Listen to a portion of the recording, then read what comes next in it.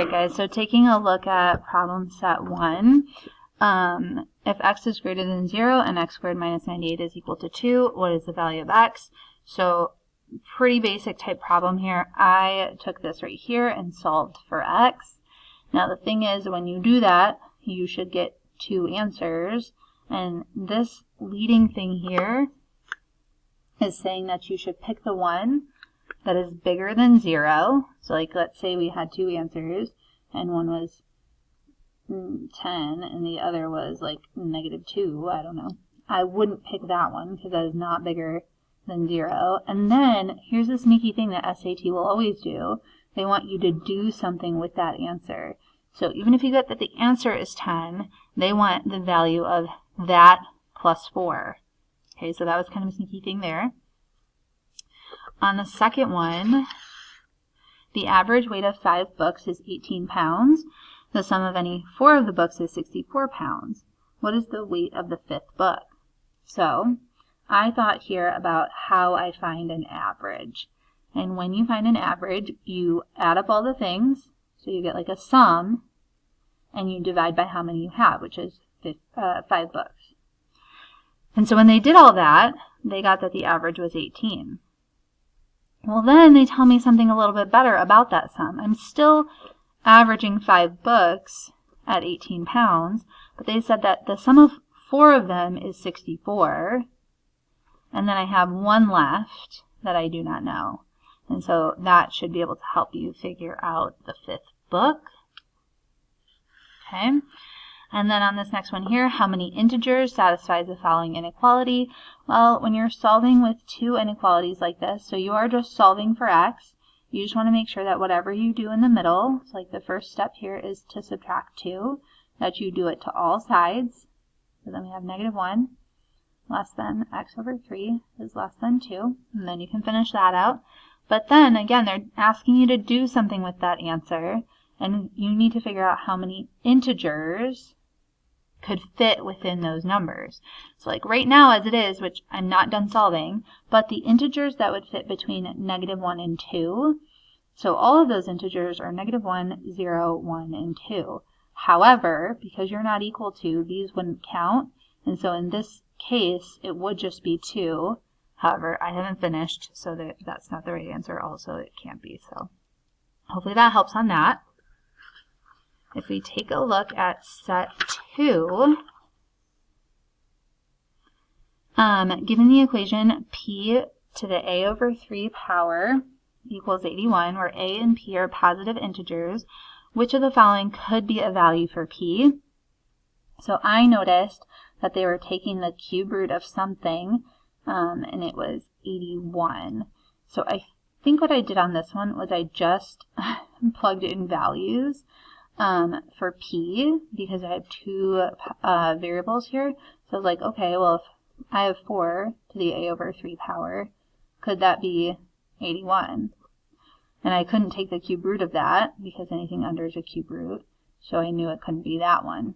Then I tried the 5, then I tried the 6, and then I tried the 7, the 27 rather. So just kind of process of elimination on that one.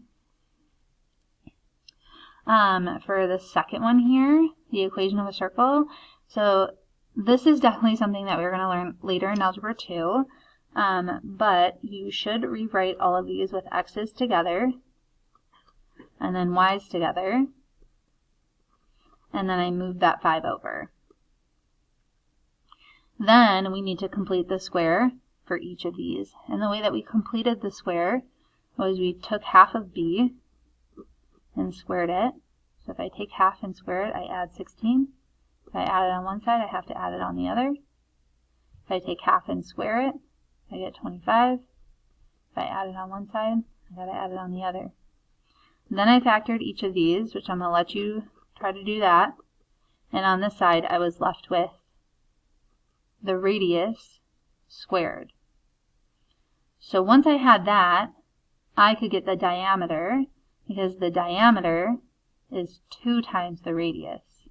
So let's say, for instance, right here, if I had that this equaled 100, then r, the radius, is 10, and so the diameter would be 20. So try that. Hopefully that helps. And then this last one here is definitely using a formula that will be given to you.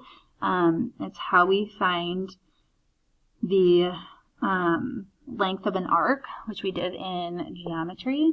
So to find the length of the arc, we did the degree over 360 times 2 pi r. Now the trouble here is your degree is not given to you in terms of degrees, it's given to you in terms of radians, which again, in Algebra 2, we will get to that before we have to take the SAT, but if I fill all this stuff in with this replacing, actually I'm going to divide that out and make it 180, and then that is fully going to be pi over 3 times pi times our radius, which is 5.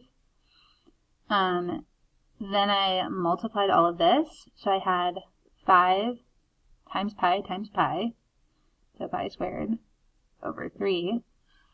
And then they wanted me to round to the nearest integer, so I typed this in on my calculator now, which it does show over here. You could use a calculator, and then I rounded appropriately. So that's maybe a good formula to, but I'm pretty sure that would be one that's given to you. Okay, then last but not least, problem set 3. So a supermarket checker is supposed to check out at least 8 customers in 5 minutes, but no more than 12 customers at a time. Which of the following would be a possible time to check out 50 customers? So it's like, okay, we can do 8 and 5. So 8 customers in 5 minutes. And then which of the following would be a possible time to check out 50 customers? So here I have customers, so I just set up a ratio. And here I have minutes, and this one would have to be the same for 50, so 50 would go on top, and then in how many minutes. So I cross-multiplied